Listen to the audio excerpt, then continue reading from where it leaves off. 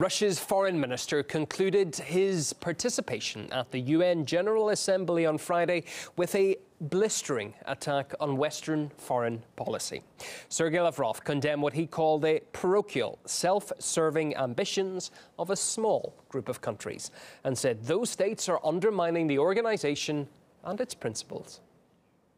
Sergei Lavrov saved all he and Russia had to say to the rest of the world for his final day in New York. The foreign minister kept himself within the boundaries of diplomatic language. However, his criticism and tone were strong enough. A number of Western states are seeking to preserve their self-proclaimed status of global leaders and prevent a natural transition to a multipolar world order. To that end, they spare no means, including political blackmail, economic pressure and brute force. Such activities lead to devaluation of international law. The international community has paid dearly for the self-serving ambitions of these countries. Diplomacy, a culture of negotiation and compromise have been replaced by unilateral restrictions that lack UN Security Council approval. Such actions are not just illegal, but are also just ineffective. Unlike that long, serious statement, the press conference where Sergei Lavrov covered the same global issues happened to be an event where the audience had a giggle a few times. So there's a new policy now of land expropriation in South Africa that they are implementing. It's a parliamentary process. People could lose their farms without compensation, and there's talk that Russia is trying to take the gap, if you will, and lure some of those disgruntled farmers. No, we're busy. Now, this time, we are busy with meddling with Catalonia elections. No time for this, you know, it's too far. But wait.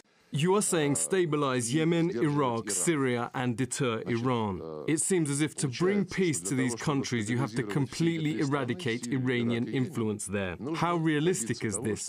It's not for me to judge, but it seems to me you can't lock a country with such history, civilization and people inside its borders like in a cage. Saying you cannot be realistic in expecting them to stay within their own borders. Why would you support such expansionism, and particularly the United States, as you know, during this session? That's how fake news is born. But this is what you just said. You just said no. Iran can't. I said you cannot limit Iran. You cannot put Iran in its own borders and prevent Iran to exert influence outside its borders. Like Saudi Arabia exerts its influence, like Qatar exerts its influence. That's what I said. Well, the most awaited speaker in this building and also at the UN Security Council was still President Trump. This year, his pick for the planet's greatest evil was Iran. But the rest of the world didn't fall for it, and even America's allies in Europe didn't. Sergei Lavrov pointed that out once again and said that Moscow will continue working with China and EU's major players to do everything to preserve the so-called Iran nuclear agreement. When I spoke to the person in charge of dealing with the media at the Russian Foreign Ministry, she couldn't help talking about how it only took President Trump 12 months to make a complete U-turn when it comes to his take on little rocket man Kim. According to Maria Zakharova, there's still loads of room for improvement for the U.S. administration. For many years, North Korea was an evil, and this country, the leaders of this country and the country itself and the people of this country was mentioned as the world's hugest problem, and an evil was the word which was used to describe the country. And now, I think you heard how Mr. Trump thanked several times North Korea. So what happened to this situation? Not North Korea has changed. Nothing like that happened, but United States changed their position and their policy toward North Korea. Probably they can use the similar approach to Iran, and the things will go better. Yeah, who knows what kind of twists and turns another year will bring about. I'm Ilya Petrenko in New York. Well, we asked former American diplomat Jim Jatras what he thought about the remarks from Russia's foreign minister.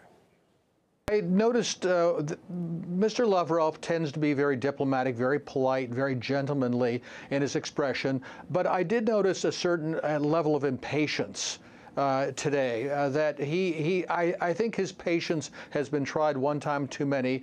Yes, we are talking about whether or not we will continue down this road of the United States seeking in a very sterile way and destructive way to hold on to this notion of global hegemony, or whether there will be a peaceful and natural transition to a more multipolar world. So far, we don't see the people making policy in Washington willing to make that transition, and I think that is something extremely dangerous, and I think maybe that partly accounts for Mr. Lavrov's sense of impatience.